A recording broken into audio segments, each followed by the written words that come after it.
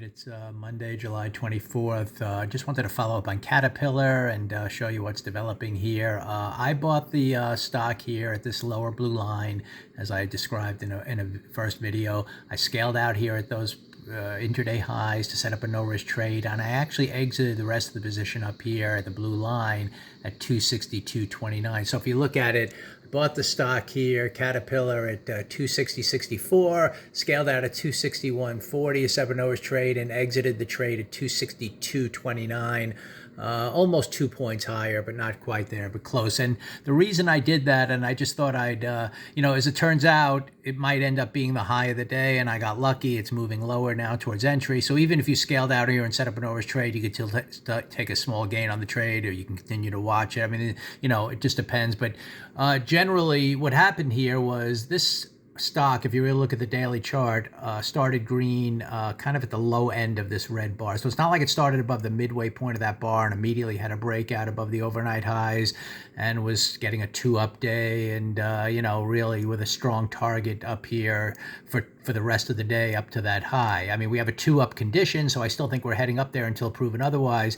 But what happened was, in order to reach that 2-up condition, which is right up here, we had to have like 2 pushes up on the day. The first push, pause, second push.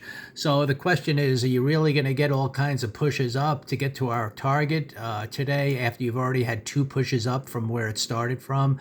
So I just decided to take base hit gains like I normally do. And a lot of times I've discussed how I exit early and the stock goes up a lot, not a lot, but pretty much higher, and I give up some gains, but I'm fine with that in many cases because it's part of my game plan, so I'll exit early a lot of times even if it continues higher. But then there's a bunch of cases like this where I just choose to exit and take my gains, and you kind of get lucky, I guess, in a sense that once you see the 2 down bar developing, you can kind of see that you're going to be pausing for a while here, and in this case, I might end up getting close to the high of the day. So that ends up happening a bunch too, where my base hit gains end up preserving a lot of profits. Other times it happens that I get out too early. But in this case, I just wanted to show you the main thing here is that even though the condition's up, also I know we're in a consolidation area inside this big green bar. So, who knows for sure if we're going to get strong momentum until we break out of this whole area in here to the upside.